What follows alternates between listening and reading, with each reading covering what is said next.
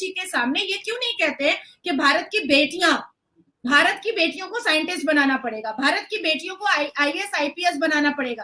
अब ये बनने के बाद अगर मोदी जी नौकरी ना दे तब आप करो, तब आप नेगेटिव बोलो ना।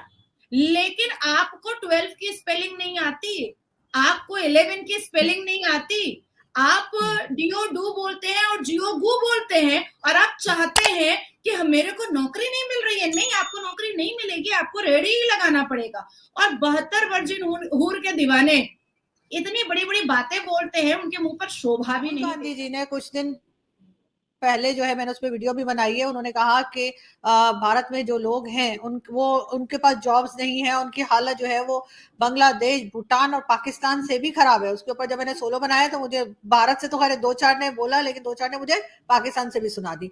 लेकिन आप इंडिया में रहती हैं, क्या वाकई में इंडिया में ये हालत है लोगों की? क्या आपको ऐसा लग रहा है कि हमारे इकोनॉमिकल ग्राफ को देख करके, हमारी जीडीपी को देख करके, हमारे प्रोजेक्ट्स को देख करके, या बाहर देशों में जिस तरह से भारत का इतना गुणगान गाया जा रहा है, आप पाकिस्तान में बैठी हैं, क्या आपको ऐसा लग रहा है कि पाकिस्तान से बदतर है मेरा भारत?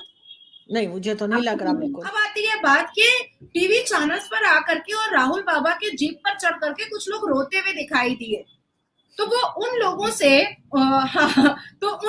मैं पूछना चाहती हूँ कि भैया पिछले मतलब 60 साल से कहाँ सो रहे थे?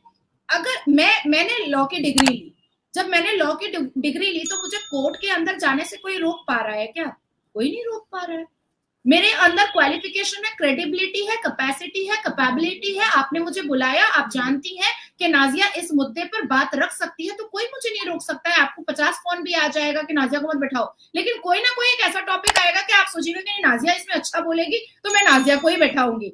तो अगर जो लोग सिसक रहे हैं राहुल बाबा के गोद में बैठ करके, उनसे ये पूछा जाए कि जब 5 मुसलमान कैबिनेट एजुकेशन मंत्री आया था तो उसने ये क्यों बताया कि बाबर महान है, औरंगजेब अजीम है, शाहजहां बहुत बड़ा प्रेम का भक्त था। उनको ये बताना चाहिए था कि साइंटिस्ट कैसे बना जाता है, आईएएस कैसे बना जाता है, आईपीएस कैसे बना जाता है, इंजीनियर कैसे बना जाता है, डॉक्टर कैसे बना जाता है। और कोटे, जब खुद एजुकेशन मंत्री जो है, कैबिनेट एजुकेशन मंत्री, जब पार्लियामेंट के अंदर मिनिस्टर बन के बैठ रहा है, तो कोटे तो वो मुसलमानों को दे ही सकता था। अब आप सोचो कि भारत में 3 लाख से ऊपर जब मदरसे खुल सकते हैं, तो एकेडमिक क्वालिफिकेशन और साइंटिस्ट बनने के लिए और इंजीनियर डॉक्टर बनने के लिए भी मुसलमानों के लिए भी खुल सकता था और बाकी लोगों के लिए भी खुल सकता था। आज अलीगढ़ मुस्लिम यूनिवर्सिटी से लोग तेरा मेरा रिश्ता क्या, ला इलाहा का नारा निकालते हैं। उससे बेटर ये नहीं होता कि वो ये कहते कि मोदी जी हमको इंजीनियर बनाओ, मोदी जी हमको डॉक्टर बनाओ, मोदी जी हमको आईपीएस बनाओ, ये बोलना चाहिए। असदुद्दीन अवैसी से लेकर के राहुल गांधी तक मैं सवाल पूछना चाहती हूँ कि आपने कभी भी अपने फॉलोअर को, अपने भक्तों को, या आप दोनों खुद असदुद्दीन अवैसी और राहुल बाबा दोनों, आप लोग मंच पे चढ़ करके मोदी जी के सामने ये क्यों नहीं कहते हैं कि भारत की बेटियों को साइंटिस्ट बनाना पड़ेगा, भारत की बेटियों को आईएएस आईपीएस बनाना पड़ेगा? अब ये बनने के बाद अगर मोदी जी नौकरी ना दे तब आप करो, तब आप नेगेटिव बोलो ना। लेकिन आपको 12 की स्पेलिंग नहीं आती, आपको 11 की स्पेलिंग नहीं आती, आप डीओ डू बोलते हैं और जियो गु बोलते हैं, और आप चाहते हैं कि मेरे को नौकरी नहीं मिल रही है। नहीं, आपको नौकरी नहीं मिलेगी, आपको रेडी ही लगाना पड़ेगा। और 72 वर्जिन हूर के दीवाने इतनी बड़ी बड़ी बातें बोलते हैं, उनके मुंह पर शोभा नहीं। की सुरक्षा से लेकर के, युवाओं के शिक्षा से लेकर के, सबके एम्प्लॉयमेंट से लेकर के, भारत की उन्नति, भारत की तरक्की, भारत के इम्प्रूवमेंट, भारत के डेवलपमेंट से लेकर के चांद तक का सफर इस भारत ने किया है और मोदी जी के नेतृत्व में किया है। चांद से लेकर के सूरज तक का सफर अगर इस मनोबल को बढ़ाया है, किसी ने अप्रिसिएशन दिखाया है, किसी ने प्रोवोक किया है, तो वो हमारे भारत के प्रधानमंत्री श्री नरेंद्र दामोदर दास मोदी जी हैं। अब आती है बात कि महिला शक्तिकरण, माँ शक्ति, नारी शक्ति, माँ भारती शक्ति, ये सारी चीजों को अगर एहसास दिलाया है भारत की नारियों को, तो वो मोदी जी है। 1984 से जो शाहबानो और सायरा बानो जो खून के आंसू रो रही थी 3 तलाक के नाम पर, उससे मुक्ति दिलाने वाला कौन है? मोदी जी है। पॉलीगेमी हलाला जैसी मतलब बदशक्ल, बदसूरत और अश्लीलता और बेहूदगी से निजात दिलाने वाला मुसलमान बेटियों को कौन है? मोदी जी है। 33% वुमेन रिजर्वेशन बिल दे करके महिलाओं को डेमोक्रेसी ऑफ टेम्पल भारत के पार्लियामेंट के अंदर एंट्रेंस गेट देने वाला कौन है? मोदी जी है। तो जितनी भी मैं तारीफ कर दूं, मुझे लगता है कि वो तारीफ फेक तो कोई नहीं बोल सकता है, और आप पाकिस्तान से बैठ करके भी नहीं बोल सकती, क्योंकि आपके यहाँ तो अरबी में हलवा कोई लिख लेता है तो उसको नंगा कर दिया जाता है उस औरत को। और कितने अश्लील और बेहुदा लोग हैं, और अपनी बातों का पाकिस्तान के मुसलमान पुष्टिकरण भी करते हैं कि उनको अरबी ना पढ़नी आती है ना समझनी आती है।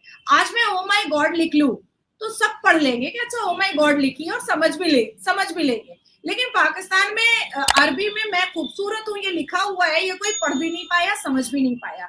अब मगर उन्होंने मुस्लिम्स या उसकी बात नहीं की है। राहुल गांधी ने होल एक जो उन्होंने नक्शा खींचा है, जो उन्होंने बताने की कोशिश की है, उससे मैं तो खैर एग्री नहीं, लेकिन आपसे मैं जरूर समझना चाहूंगी कि असल हकीकत क्या है।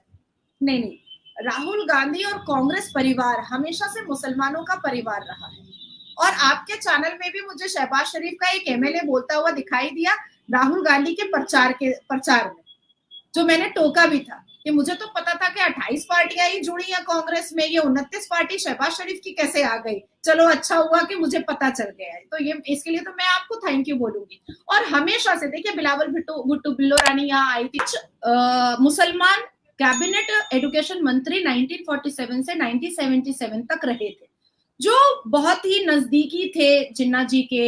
और कहीं ना कहीं मुझे ऐसा लगता है उनके बारे में जब मैं पढ़ती हूँ, इतिहास के पन्नों को खोलती हूँ, तो वो भारत के पुत्र कम और